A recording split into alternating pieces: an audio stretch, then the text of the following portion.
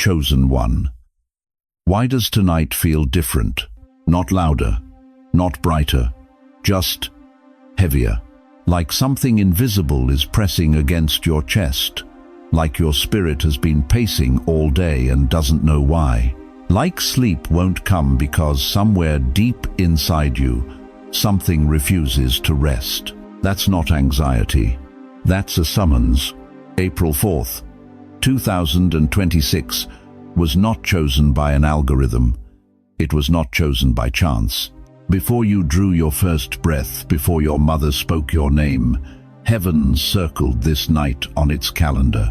And yet here you are, tired, maybe grieving something you can't even name, watching people around you move forward while you feel like you're standing in concrete, wondering if God somehow forgot your address. Can I tell you something? He didn't forget you.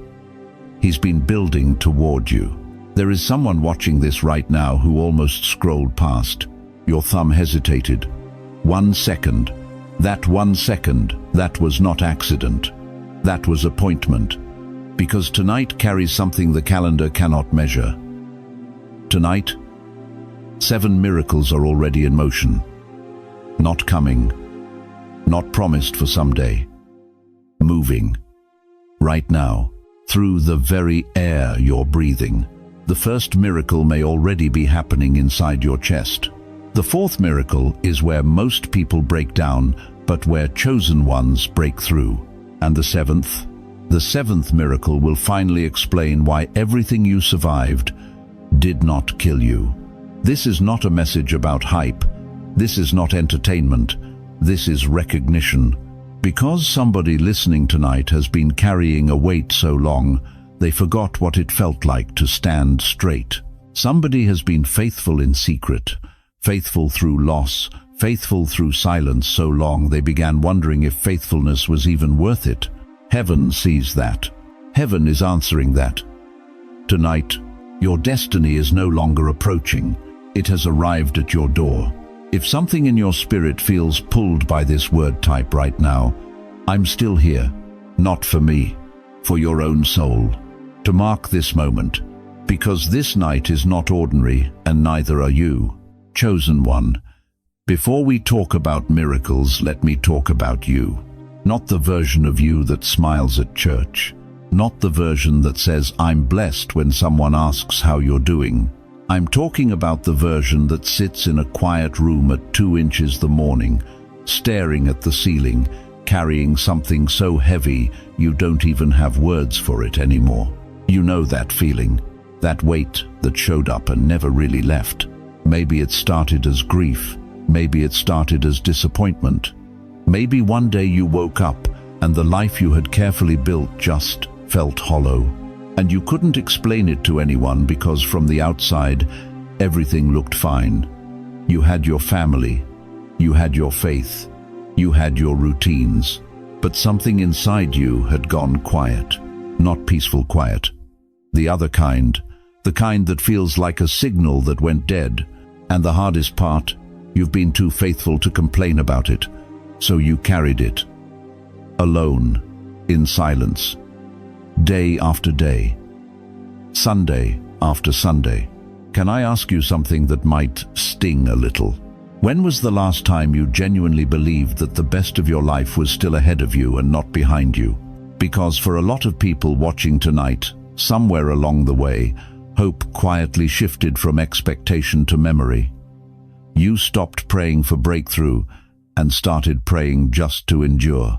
You stopped asking God for more and started asking Him to just help you hold on. And in that silence, a fear crept in. Soft, patient, persistent. What if God has simply moved on? Beloved, I need you to hear this with everything inside you. That thought was not revelation. That thought was a lie dressed in exhaustion. Psalm 34:18 doesn't say God is close to the strong. It says God is close to the broken-hearted, not near, not watching from a distance. Close, which means your breaking point was never the place God abandoned you. It was the place He moved in. But here's what nobody tells you about spiritual transition. It doesn't feel holy when you're inside it. It feels like confusion. It feels like fatigue that sleep cannot fix.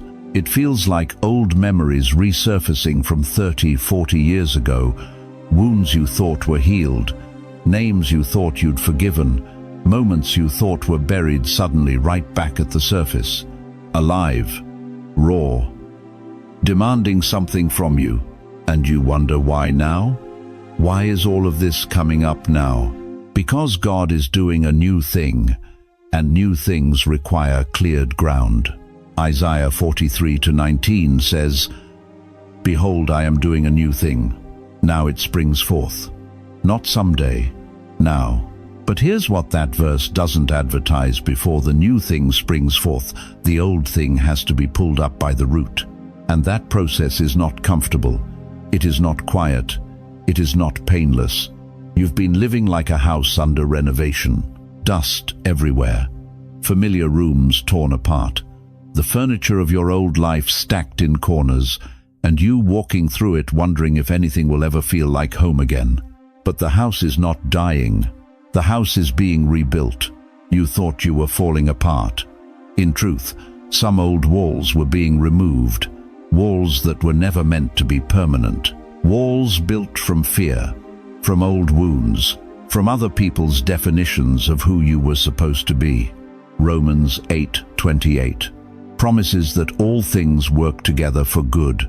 Not some things, not the convenient things, all things. Which means the disappointment worked, the delay worked, the loss worked, the silence worked. Every single thing you endured that seemed senseless, God was threading it together into something you haven't seen the full picture of yet. And here's the mystery that Ecclesiastes 3:11 speaks to. God has placed eternity in the human heart. That means there is a part of you that was made for something beyond what this world has shown you so far. That restlessness you feel, that sense that there must be more, that is not midlife crisis. That is not age. That is eternity knocking on the inside of your chest. The hunger you feel is evidence of the feast that is coming. The darkness you've been sitting in was never your destination. It was your preparation. Because here is the truth that changes everything. Pain does not always mean something is wrong. Sometimes pain means something hidden is finally coming to the surface. Sometimes the heaviness you feel is not the weight of defeat. It is the pressure of breakthrough building beneath your feet. The valley you've been walking through has not been punishment. It has been excavation.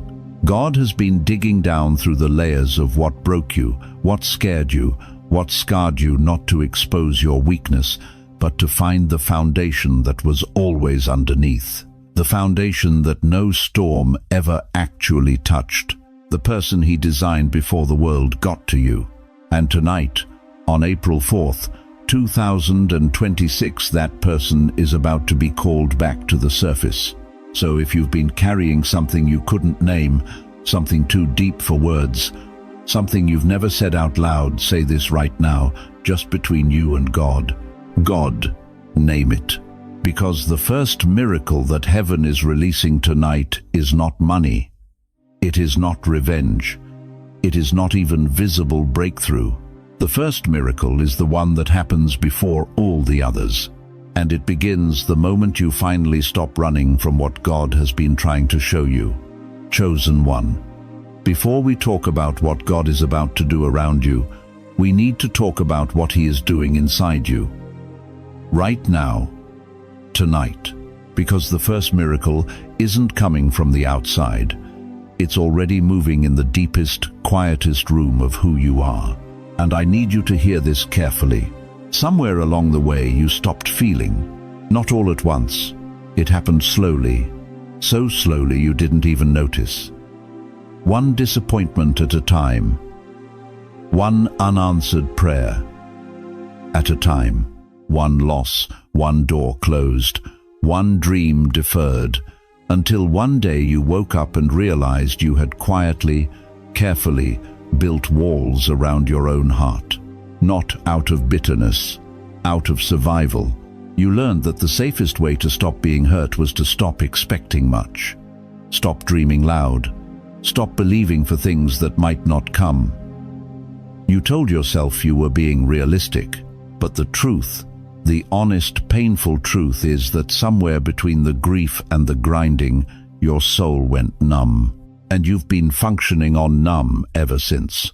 You smile at Thanksgiving dinner. You say, "I'm fine," when people ask. You sit in church. You bow your head. You mouth the words. But deep inside, if you're honest with yourself tonight, something that used to burn in you has gone very, very quiet. Can I tell you what God calls that? Dry bones. In Ezekiel 37, the prophet stood in a valley, and all around him were bones, bleached white, scattered, lifeless. And God asked him one question that shook the entire valley. "Son of man, can these bones live?"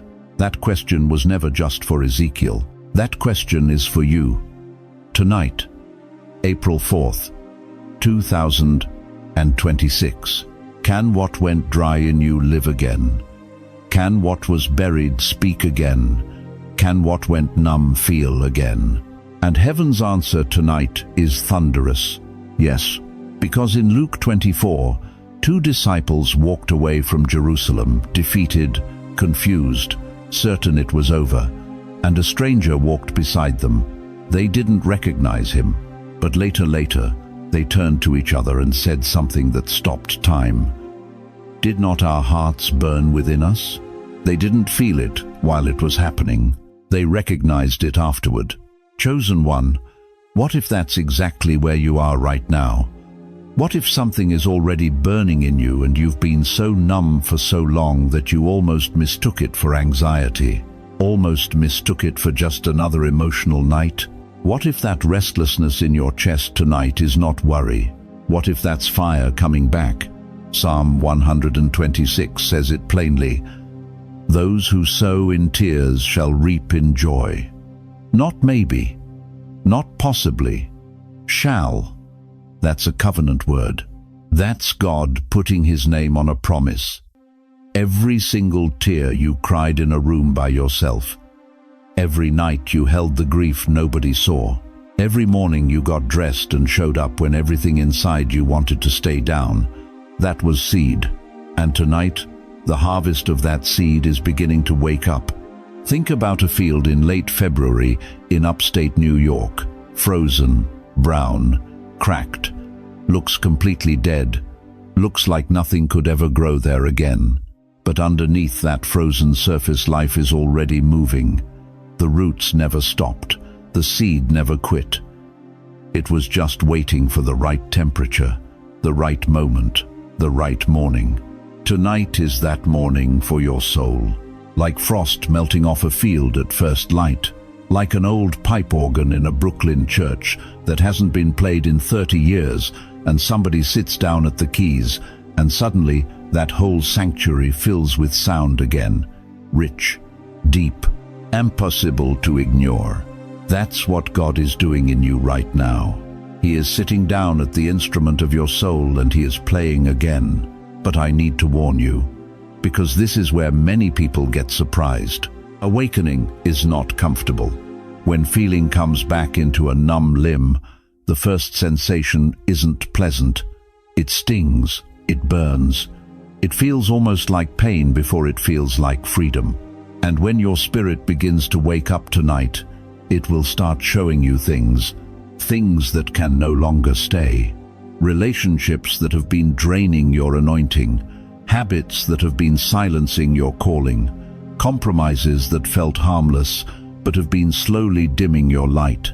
The awakening doesn't just restore what you lost, it exposes what was never supposed to stay. And that process, as uncomfortable as it feels, is not punishment. That is the mercy of God cleaning house before the blessing moves in. If you feel something shifting in you right now, something cracking open, something stirring that you haven't felt in years, don't push it down. Don't explain it away. Type right now, "Wake me fully, Lord, not for this channel, for your own spirit," to mark the exact moment the numbness began to break. Because here is what you must understand about Miracle 1. Heaven's first move tonight is not changing your address. It is not changing your bank account, your doctor's report, or your family situation. Heaven's first act tonight is changing your awareness. Because a person who is asleep cannot receive what God is carrying toward them, and God needs you awake for what's coming next. Because Miracle 2? Miracle 2 is about something that was stolen from you, and the shocking, supernatural way God is about to give it back. You're still here, and that means the first miracle already found you. But chosen one, we are only getting started. Because what comes next is not comfortable, it is necessary.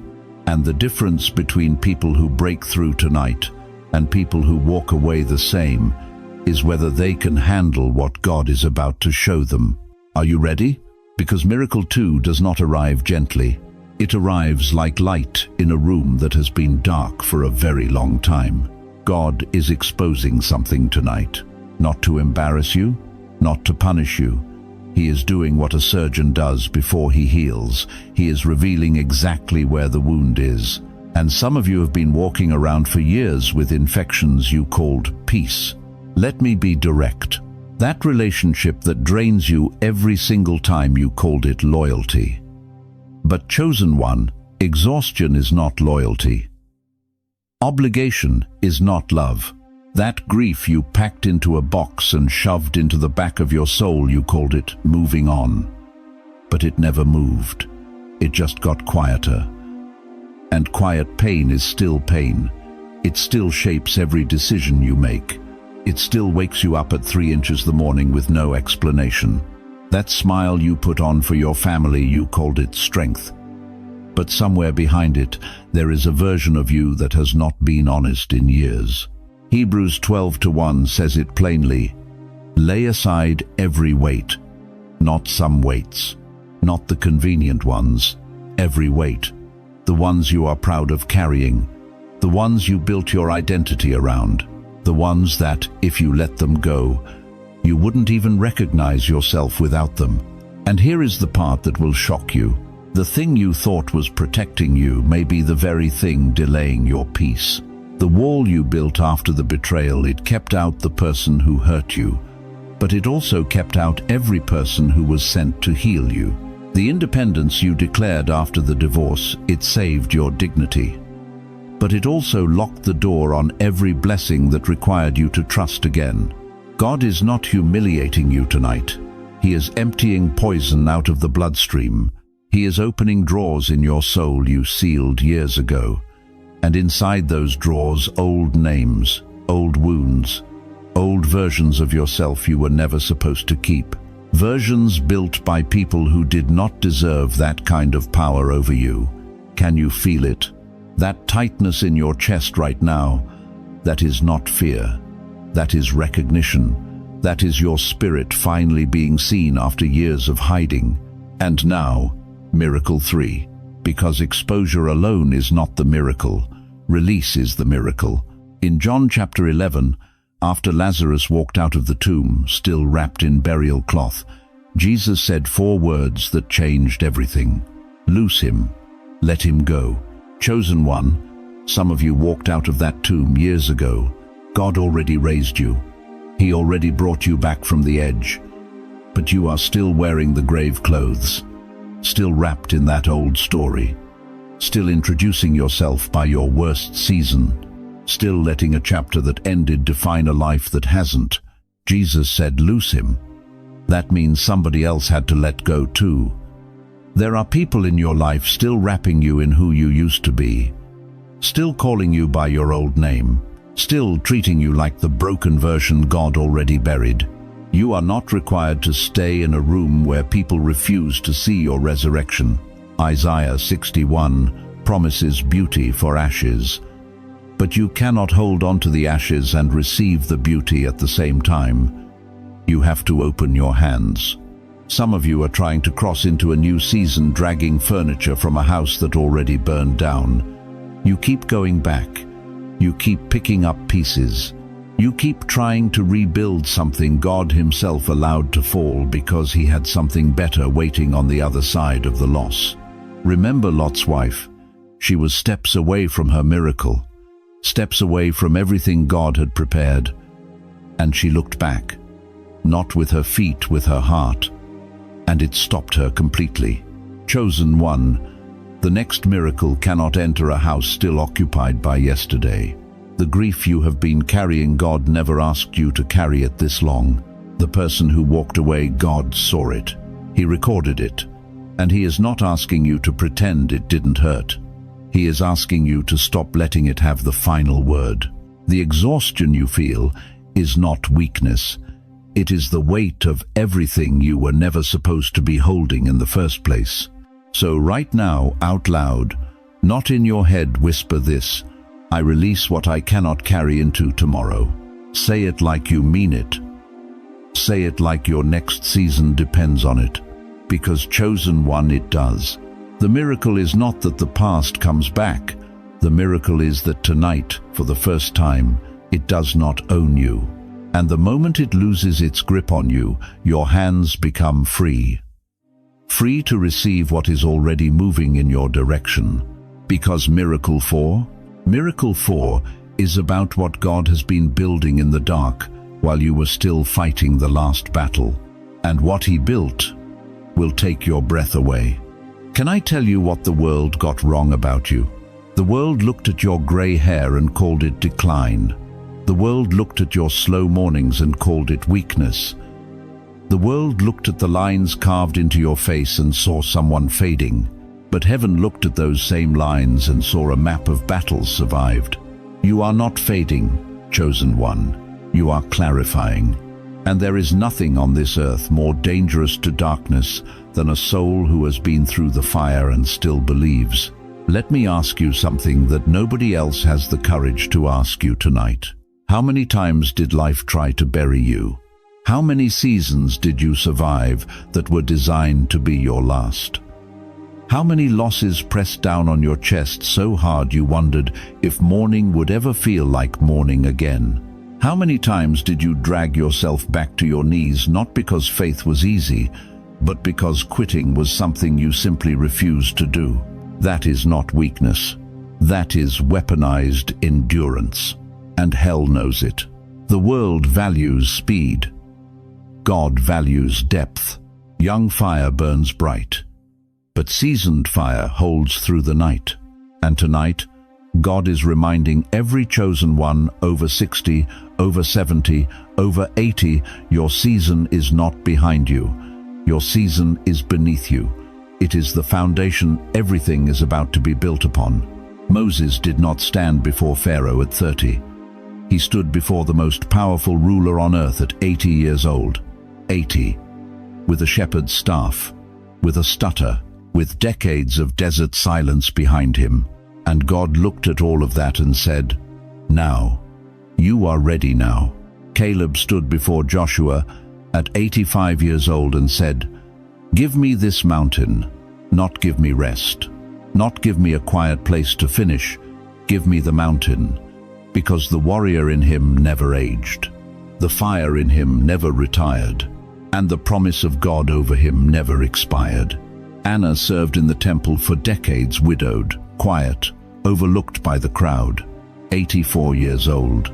And when the moment that all of history had been building toward finally arrived, God did not send a young voice to announce it. He opened the mouth of a seasoned woman who had never stopped praying.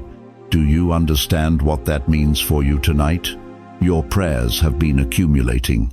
Every single night you got on your knees when nobody was watching, heaven was recording it. Every tear you cried in private that never made it into a conversation, God bottled every one. Every year you stayed faithful. When your faith cost you something real, that faithfulness became oil. And oil does not evaporate. Oil does not expire.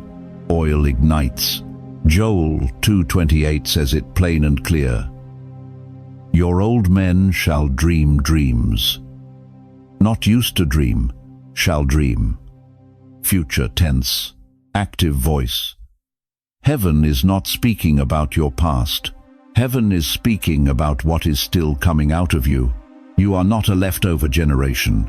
You are a lighthouse generation. Now let me say the thing that hell does not want you to hear tonight. The enemy is not threatened by your age. He never was. What he is terrified of is your clarity, because a young believer has fire but is still learning. But you have been through enough to know exactly what God can do. You have seen him come through in the midnight hour. You have watched him make a way through situations that had no natural exit. You carry testimony that cannot be argued with, and testimony is the most dangerous weapon in the kingdom of God. Hell can debate theology. Hell can whisper doubt into inexperience. But hell cannot argue with what you personally lived through. Your survival is not just your story, it is your sword. So I need you to stop agreeing with the lie that says your best days are behind you. Stop nodding along when culture tells you to slow down and step aside. Stop shrinking in the back of the room like your presence no longer carries weight. Abraham and Sarah received the impossible promise not at the beginning of their lives, but at the end of what made sense. And God did not apologize for the timing. He smiled at it, because that is exactly how he works. He waits until the moment when human logic has exhausted every option, and then he walks in and does what only he can do. Not to show off, to make sure you know exactly who did it. Your timing is not late, it is divine. Chosen one, your scars became wisdom, your survival became oil, your years became authority. And tonight, heaven is not looking past you to find someone younger and louder. Tonight, heaven is standing directly in front of you. If you refuse, absolutely refuse to believe your life is over, put it in the comments right now. My oil still flows. Not for applause, as a declaration, as a line drawn in the spirit between what was and what is coming. And stay all the way to the end of this video, because the last miracle is the one that will speak your future out loud. Because hell is not threatened by your age. Hell is threatened by your clarity. And tonight, chosen one, you are about to get even clearer. Chosen one, I need you to stay with me right here. Because this fourth miracle, this one is personal, this one is tender. This one is for the person who has been strong for everybody else for so long that nobody ever stopped to ask if you were okay. Let me ask you right now, when was the last time you felt genuinely rested? Not just slept, but rested. When was the last time you woke up and felt like you had something left? Not running on fumes, not pushing through, actually full. If you're struggling to remember, this miracle is speaking directly to you, because somewhere along the way, life didn't just take your energy, it took your belief that energy could come back. The losses stacked, the disappointments accumulated, the prayers that seemed to go unanswered quietly convinced you that maybe, just maybe, your season of strength had passed. And so you stopped expecting, you stopped reaching, you learned to manage instead of move, to endure instead of live. Can I tell you what heaven calls that? Not wisdom, not maturity. Ali. The prophet Isaiah declared it plainly. They that wait upon the Lord shall renew their strength. They shall mount up with wings as eagles. Not they used to, not they might someday, they shall. Present, active, real. God did not put an age limit on that promise. He did not footnote it with, unless you've been through too much. He spoke it as absolute truth over every soul willing to receive it. And tonight, he is speaking it over yours. Think about Elijah, one of the mightiest prophets who ever walked this earth. A man who called down fire from heaven, a man who outran chariots, and yet there came a day when he crawled under a broom tree in the wilderness and said, Lord, I've had enough, just let me die. He wasn't weak, he was empty, and God did not rebuke him. God did not shame him. God did not say, get up, stop being dramatic. God sent an angel. touched him gently and said, "Arise and eat. The journey is too great for you." He fed him, let him rest, fed him again. And then Elijah traveled 40 days in the strength of that one meal. Chosen one, that is your God tonight. He is not standing over you with a clipboard, tallying your failures. He is kneeling beside you in the wilderness saying, "The journey ahead is real, and I am going to make sure you have what it takes to finish it." 2 Corinthians 4:16 says it this way, "Though our outer self is wasting away, our inner self is being renewed day by day, not year by year, day by day," which means tonight qualifies, tonight counts. Tonight, the renewal is available. Now hear me carefully, because this is where people misunderstand the miracle. God is not promising to make you 25 again. He is not offering a body that doesn't ache or a mind that doesn't get tired. What he is restoring is something far more powerful than physical youth. He is restoring your will to keep going. He is restoring your belief that the next chapter is real. He is restoring the courage to walk through a door even when your knees are shaking. He is giving back something the enemy spent years quietly stealing, your holy expectation. The psalmist wrote, "He restores my soul, not my resume, not my reputation, my soul. The part of you that feels, the part of you that hopes, the part of you that knows deep down that you were made for more than survival. That part of you is being touched tonight, and I want you to feel the weight of this truth. Some of you have been praying for a miracle out there, a financial miracle, a relational miracle, a door to open, a situation to shift. And God sees every one of those prayers. But tonight, He is doing something first. He is rebuilding the person who will walk into it, because what good is an open door if the person approaching it believes they don't deserve to walk through? What good is a new chapter if the reader has given up on the story? God is not wasting a miracle on a version of you that doesn't believe the miracle is real. He is restoring your inside so that when the outside shifts, you are ready. Not borrowed strength, not manufactured confidence. Your own strength returned, refined, and fueled by heaven itself. Psalm 23 says, "He leads us beside still waters, not for scenery but to restore our soul." That word restore in the Hebrew means to turn back, to bring back what was, to return what was taken. What was taken from you, your joy, your fire, your sense of purpose, your ability to hope without flinching, God is turning it back toward you tonight. The weariness you feel is not your final condition. It is the last gasp of a season that is ending, and the strength rising in you right now, quiet, steady, certain, that is the signature of the Holy Spirit beginning a new one. If you need strength more than applause tonight, say it out loud right now. Say, "Restore me from the inside," because the miracle of inner restoration is already moving through you, and you are going to need it.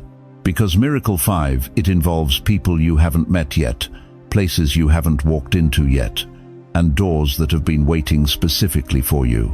Chosen one, I need you to stay with me right here, because this fifth miracle, this one is personal. This one walks right through your front door. This one sits down at your kitchen table. This one has a face you recognize. God is changing the seating chart in your life. And some of you, if you're honest right now, you already feel it happening. Let me ask you something nobody else is asking tonight. When was the last time you felt truly seen by the people closest to you? Not tolerated, not managed, not smiled at from across the room, but actually seen. Because some of you have been surrounded your entire life, surrounded by family, surrounded by church folks, surrounded by people who've known your name for decades, and you have never felt more alone in your life. That loneliness is not weakness. That ache is not ingratitude. That is your spirit recognizing a misalignment that God is finally tonight beginning to correct. There are people in your circle right now who were never assigned to your next season. They were bridges. God used them to carry you from one shore to the next. But somewhere along the way, you confused the bridge for the destination. You kept building your life on the bridge and wondered why you felt stuck. Chosen one. Not everyone who rode with you through one season was assigned to the next. The Bible makes this painfully, beautifully clear. Paul and Barnabas, two men who planted churches together, who survived stonings together, who carried the gospel across continents together, they separated. Acts 15, a sharp disagreement, and it hurt. But God used that separation to double the mission. Two teams, two directions, greater reach. Sometimes God doesn't remove a person because they were wrong. He removes them because you both have somewhere else to go. And then there's Ruth and Naomi, two women, one widowed and one crushed. And Naomi Joss.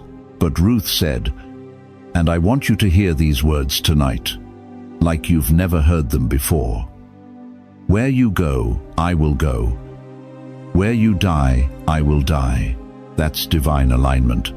That's a connection that wasn't built on convenience. It was built on covenant, and God honored it. He brought Boaz into their story.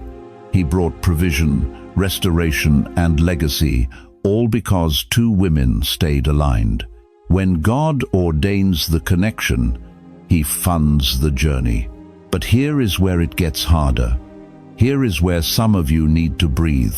Some of you have children you haven't spoken to in years. Some of you have sat at Christmas dinner surrounded by grandchildren and felt a wall of glass between you and every single one of them. Some of you have given everything to a church community that never once called to check on you when you were sick. And the question that haunts you, the one you pray about at 2 inches the morning, is this: did I do something wrong? Is this my fault? Will I leave this earth misunderstood? Chosen one, hear me. Jesus said in John 15, every branch that does not bear fruit, He removes. That pruning is not punishment. Pruning is precision.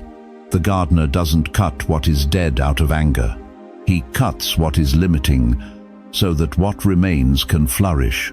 God is not removing people from your life to punish you. He is pruning your garden so the right fruit can finally grow. And Psalm 68:6 declares this with absolute authority. God sets the lonely in families, not in crowds, not in buildings full of people, in families, in real, covenant, purposed connection. That means if you have been lonely, genuinely, deeply, achingly lonely, that is not your permanent address. That is your transitional state. God is not finished arranging your people. The alignment is shifting. Tonight, some relationships in your life right now feel heavy, not because love is gone, but because the season is. And you've been carrying the weight of trying to force something to stay alive that God already lovingly released. Think about Saul and Jonathan. Jonathan, the king's own son, looked at David and recognized his anointing. He stripped off his royal robe and gave it to a shepherd boy. He chose divine assignment over family loyalty. He aligned himself with God's purpose, even when it cost him everything. Real alignment always costs something, but misalignment costs you everything. So tonight, God is not asking you to slam doors. He is not asking you to make announcements. He is asking you to get quiet enough, humble enough to let Him show you who truly belongs in your next chapter. Some connections He will restore, some He will release. Some He will reveal as anchors disguised as anchors, heavy, immovable, holding you back from waters you were born to walk on. And here is the miracle inside the miracle. Sometimes the miracle is not who comes back. Sometimes the miracle is finally seeing clearly who was never meant to stay. That clarity, that holy, painful, freeing clarity, is itself an act of God's love for you. Write this right now. Lord, align what belongs and remove what doesn't. Seal it. Mean it. Let it cost you something, Because once your alignment shifts, something else begins to move. Resources, doors, provision you've been praying about for years, suddenly it has a clear path to find you.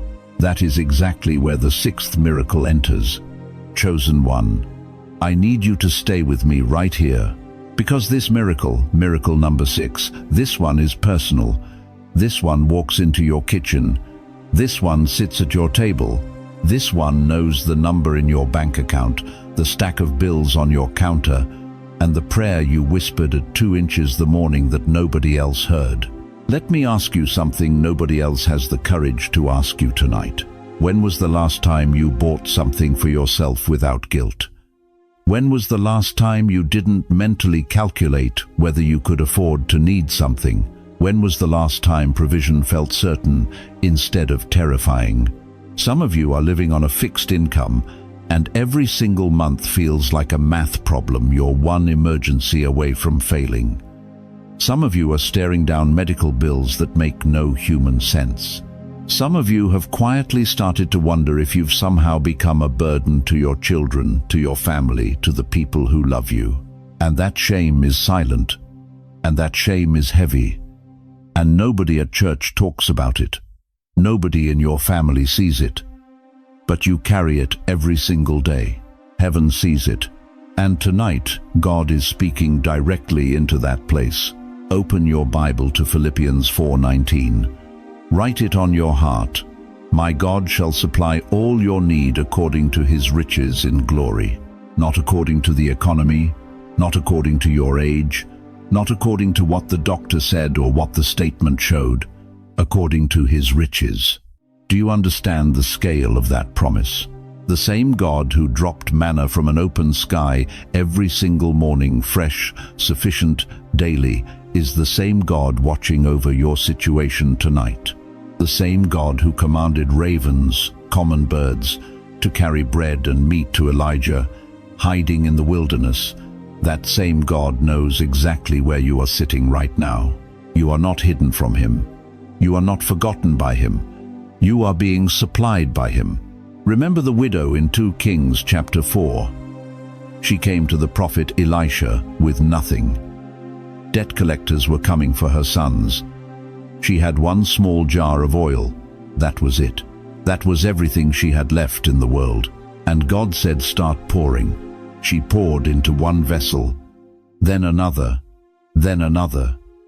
The oil did not stop flowing until she ran out of containers to fill. Chosen one, listen to me carefully. What looks like one small jar in your hands may be heaven's starting point. God does not need much to begin a miracle. He just needs your obedience and your willingness to believe he is still moving on your behalf. Your small jar might be one skill, one connection, one phone call you haven't made yet, one door you stopped knocking on because rejection hurt too many times. Knock again. Because here is what I know about April 4th, 2026. Heaven is releasing something tonight that has no logical explanation attached to it. People are going to receive unexpected calls, surprising opportunities, needs answered from directions they never anticipated, strategic provision arriving at precisely the right moment, not a moment too early, not a single day too late. Joseph sat in prison for years, forgotten, passed over, written off. And then in one conversation, in one morning, he went from the prison to the palace, not gradually. Suddenly. That is the nature of God's provision. Provision often arrives like dawn, not loud, but undeniable. You don't watch the sun rise second by second, but at some point you look up and the darkness is simply gone. Some of you have been in a long night, a financial night, a season of barely getting by, of stretching what little you have, of hoping something shifts before something breaks. I am declaring over you tonight, your dawn is closer than your fear tells you. Stop believing the lie that your age disqualifies you from new beginnings. Abraham received his greatest promise at 99 years old. Anna waited in the temple for decades, and still witnessed the greatest miracle in human history. God does not retire his chosen ones. He repositions them. The doors that were sealed against you, the opportunity that passed, the promotion that went to someone younger, the door that slammed before you could walk through it. God is not bound by any of that. Revelation 3:8 says it plainly. I have set before you an open door, and no man can shut it.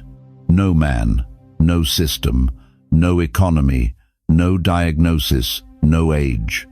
No one can shut what God opens for you tonight. You are not begging a closed heaven. You are standing under a God who still feeds ravens, still multiplies oil, and still opens doors no man can shut.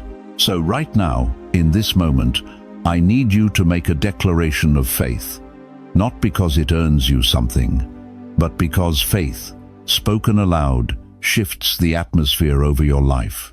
Type it right now in the comments. 3 words. He still provides. Let heaven hear it. Let your own ears hear it. Let doubt know it has no more room at your table, because miracle number 6 is already moving in your direction.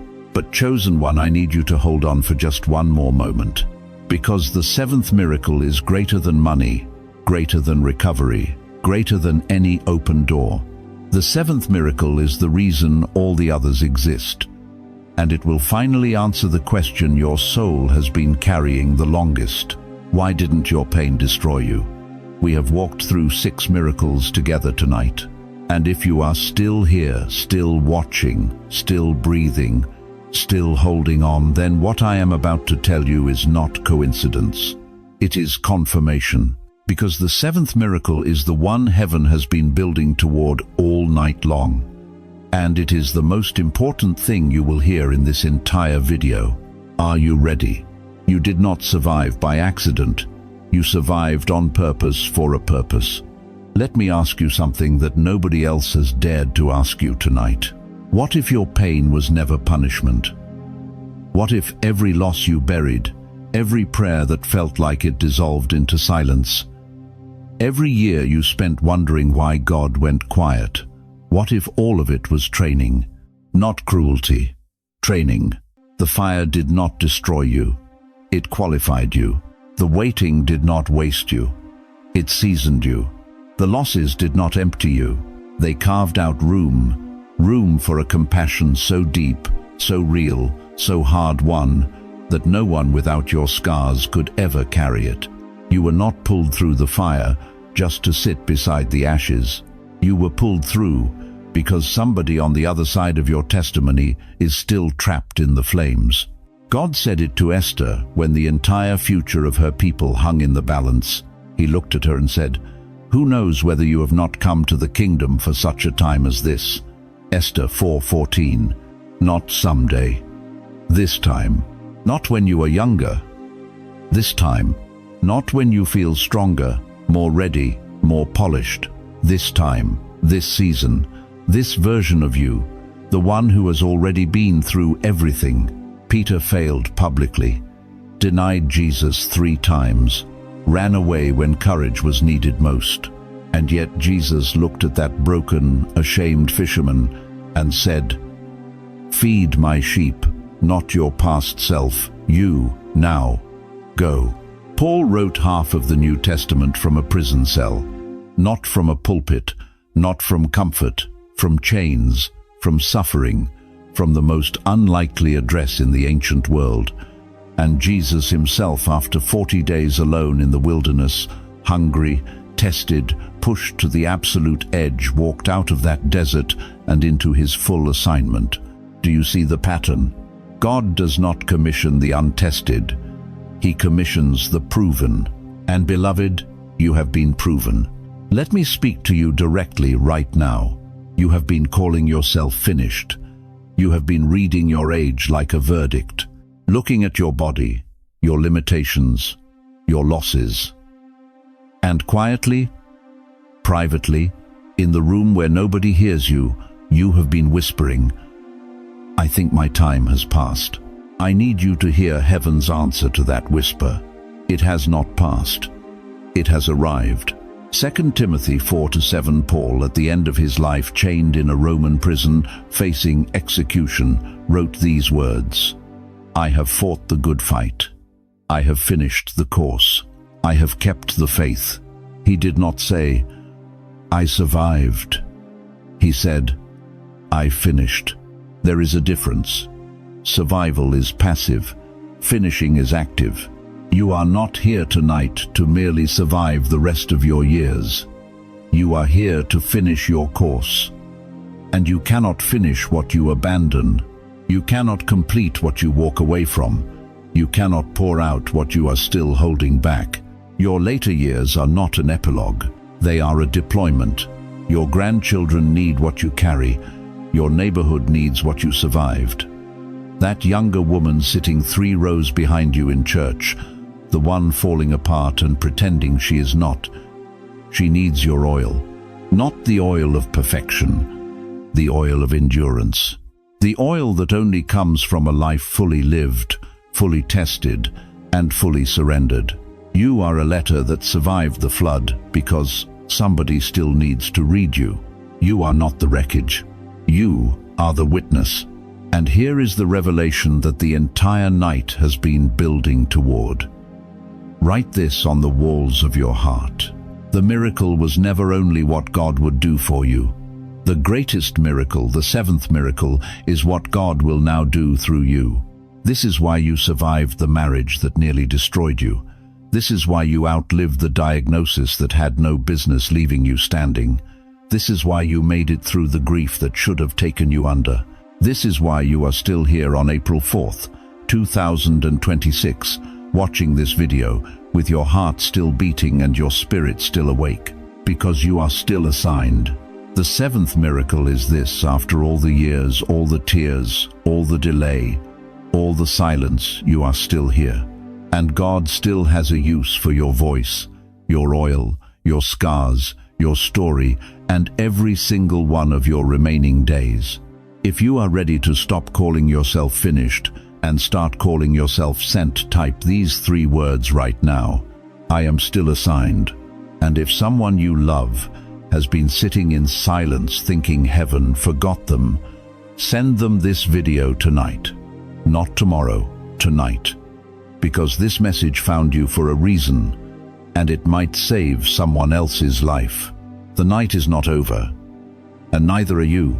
Chosen one, stay with me just a little longer, because what happened tonight was not ordinary. And I need you to feel that before you close this window, before you set down your phone, before the world pulls you back into its noise. 7 miracles moved through this night, not as ideas, not as poetry, as reality. The first miracle woke something in you that exhaustion had buried.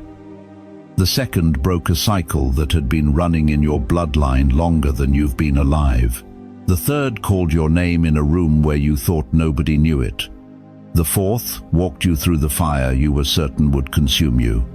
The fifth restored what grief had taken. The sixth repositioned what delay had scattered.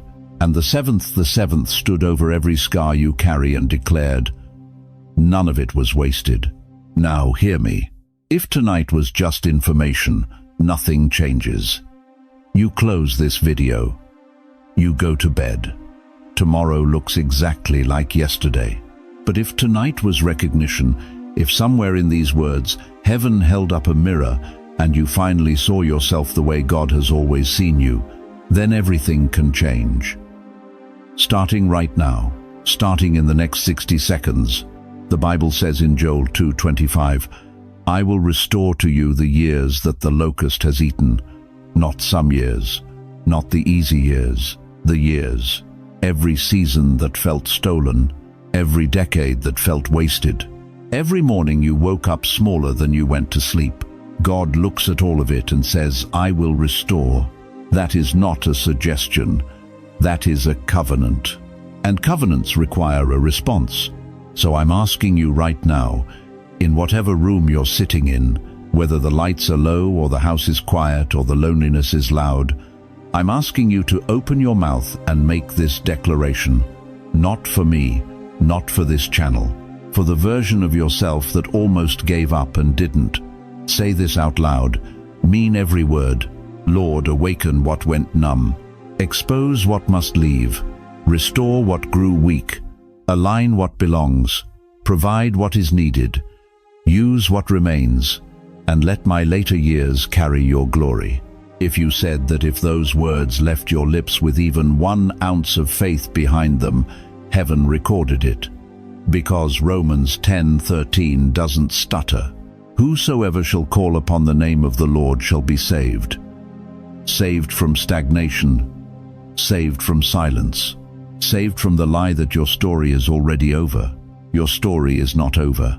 Can I be honest with you? The enemy does not attack dead things.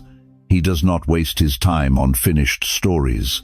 The reason the warfare in your life has been so precise, so personal, so relentless, is because he has read your ending and it terrifies him. You were not attacked because you are weak. You were attacked because you are dangerous. And tonight, chosen one, the danger has been reactivated. I want to speak directly to someone watching this who is 73 years old, or 68, or 81, sitting in a house that feels too quiet, holding memories of a life that had more loss than applause. You have been faithful. You have been faithful when no one was watching. You have been faithful through funerals and empty chairs and phone calls that stopped coming. And somewhere along the way you accepted a lie, that faithfulness was its own reward, and that reward was silence. Heaven is correcting that tonight. Psalm 92:14 says, "They shall still bear fruit in old age." Still. That word is surgical. It means despite. Despite the years. Despite the grief. Despite the waiting. Still. Your most fruitful season does not have to be behind you. God specializes in the second half. He turned water into wine, and the Bible says it was the best wine, saved for last. You are the best wine. You were saved for this moment. Now, before midnight, I need you to do 3 things. Type in the comments right now. Tonight, I say yes, not because it's a trend, because it's a declaration. Because the words you release into this moment carry weight in the unseen. Seal this night with your voice. Then send this video to one person. You already know who. That one name that surfaced in your spirit while you were watching. The one who's been quiet lately. The one whose eyes looked tired last time you saw them. Send it without explanation. Just send it. Let heaven do the talking. And if this kind of message, this depth, this truth, this refusal to treat your soul like it doesn't matter if this strengthens your spirit, stay connected here. Not because this channel needs your click, because you need this word. Consistently, week after week. As the world gets louder, you need a place that speaks truth over your life. Chosen one, the world will wake up tomorrow and call April 4th. 2026, just another Saturday. But you will know what happened tonight. You will know that heaven moved, that God spoke, that something in you, something that had gone quiet, something that had almost accepted defeat, stood up. The world may sleep tonight, but your destiny does not. Go forward. You are chosen. You are seen. And the best of your story, I promise you, has only just begun.